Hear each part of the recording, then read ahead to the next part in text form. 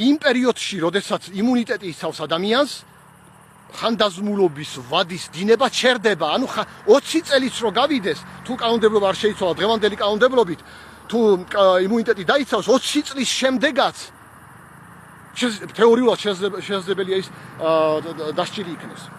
ამიტომ აუცილებელი საქართველოს კანონმდებლობის შესაბამისად და გამომდინარე კიდე დამატებით ხაზი გაუსვა, ასევე კონკრეტულად ხაზი გაუსვა საქართველოს კონსტიტუციის მე-11 მუხლს სამართლის წინაშე ყველა ადამიანის თანასწორობის შესახებ, მაშინ როდესაც დიდი ალბათობით პოლიტიკური ნიშნების შემცველობით არაერთი ადამიანი არის საქართველოსი დასჯილი, განსაკუთრებით ბოლო წელიწადნახევრის განმავლობაში, ახლა ბოლო პერიოდის თემებს ვლაპარაკობ, ბოლო წლების თემებს ვლაპარაკობ.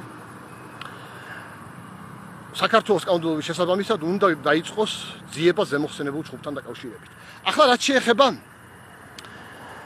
ჩემი აზრით, ახლა ამ ვითარებიდან შედარებით ყველაზე უფრო სამართლიანი გამოსავალი იქნება შემდეგი, რომ დაიწყოს გამოძიება აღნიშნულ ჯგუფთან დაკავშირებით, დადგეს შესაბამისი განაჩენები, ვისი ბრალის გამოვლინდება და შემდეგ გამოყენებული რომ იქნეს შეწყალების მექანიზმი იმ პირების მიმართაც, ვისი ბრალის გამოვლინდება ზემოხსენებულ ჯგუფში საქართველოს პარლამენტის სხვადასხვა დარბაზში, ახლა რაზეც ლაპარაკი არის, 10 დღეზე მეტი რო არის გასული და ასევე შეწყალების მექანიზმი რომ იქნეს გამოყენებული ყველა იმ პირის მიმართ, რომლებიც თავისუფლება აკვეთილები არიან და ვის თავისუფლების აკვეთაშიც დიდი ალბათობა არის პოლიტიკური ნიშნებისა. ეს ქალბატონი ელენე ხოშტარია იქნება, ქალბატონი მზია ამაღლობელი, ბატონი გიორგი ჩახუნაშვილი თუ არაერთი პიროვნება, რომლებიც განსაკუთრებით დაახლოებით წელიწადნახევარია საპროტესტო აქციებთან დაკავშირებით, ვინც არიან თავისუფლება აკვეთილები და ასე შემდეგ. აი, თუ ეს მექანიზმი იქნება გამოყენებული, ჩემი აზრით, ეს იქნება შედარებით სამართლიანი გამოსავალი შექმნილი მდგომარეობიდან. ამასთან დაკავშირებით, ჩემი აზრით, ასევე ცალკე უნდა იქნეს განხილული ის ფაქტორები, რომ ვინც ახლა საპროტესტო აქციებთან დაკავშირებით არიან დაჯარიმებული ადმინისტრაციული წესით, ადმინისტრაციულ პატიურებაში ნამყოფები და ასე შემდეგ. გარკვეული საკანონმდებლო მექანიზმი, მაგალითად ორგანული კანონის დონეზე შეიძლება ეს გაკეთდეს, რაიმე საკანონმდებლო მექანიზმი რომ შემუშავდეს, რომ მათ ყველას დაუბრუნდეთ ის ჯარიმები, რაც მათ გადაიხადეს აღნიშნულ საკითხთან დაკავშირებით საქართველოს ბიუჯეტის ხარჯზე და ასევე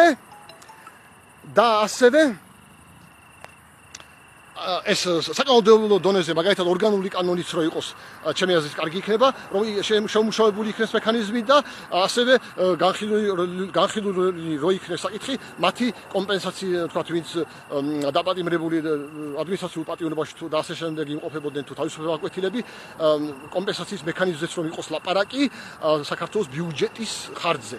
რადგანაც ჯერ დიდი ალბათობაა, რომ მათ ქმედებაში პოლიტიკური ნიშნებია, ხო?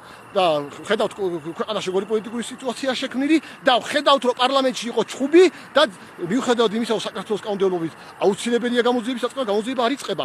ანუ ის, რომ საქართველოსიო კანონის უზენაესობაო და არ დაეშავებინათ და არ დაისჭებოდნენ და რა უქნათ, დააშავეს და რა უქნათო, ეს ამ მიმართულებით რომ დარღვეულია, ეს ფაქტია.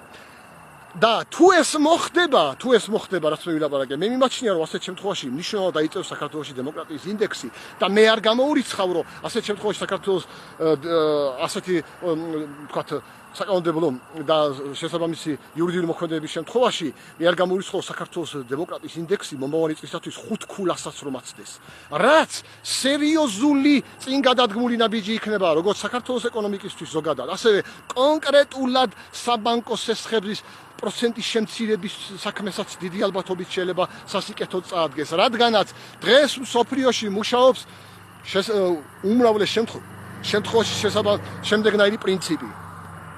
რაც უფრო მაღლა არის დემოკრატია სახელმწიფოებაში, უმრავლეს შემთხვევაში, მით უფრო მაღალია იმ ქვეყნის ეკონომიკები, ანუ მთლიანი შიდა პროდუქტები ერთსულ მოსახლეზე გადაანგარიშებით, ანუ ეკონომიკები ერთსულ მოსახლეზე გადაანგარიშებით და მით უფრო დაბალია ასეთ ქვეყნებში უმრავლეს შემთხვევაში საბანკო სესხებზე პროცენტები. ხოლო რაც უფრო დაბალია დემოკრატია, მით უფრო დაბალია იმ ქვეყნებში ეკონომიკა, ანუ მთლიანი შიდა პროდუქტი ერთსულ მოსახლეზე გადაანგარიშებით და მით უფრო მაღალია საბანკო სესხებზე პროცენტის გადასახდელები. რადგანაც ბიზნესს უმეტეს შემთხვევაში ურჩევნია დემოკრატიულ სახელმწიფოში ფულის ჩადება და დემოკრატიულ სახელმწიფოებში ფულის დაკადები იმატებს, რაც ფულის დაკადების ზრდა იწვევს საბანკო სესხებზე პროცენტის შემცირებას და ზოგადად დემოკრატიულ ავტორიტარულ და ჰიბრიდულ რეჟიმის ქვეყნებში რისკის ფაქტორს უმრავლეს შემთხვევაში უფრო მეტად აფასებენ ინვესტორები, რაც იწვევს რისკის ფაქტორის დამატებას საბანკო სესხებზე, ანუ საბანკო სესხების მოსახლეობისთვის გაძვირებას. ანუ გასაგებენაზე რო ვთქვა საქართველოს მოქალაქეებო,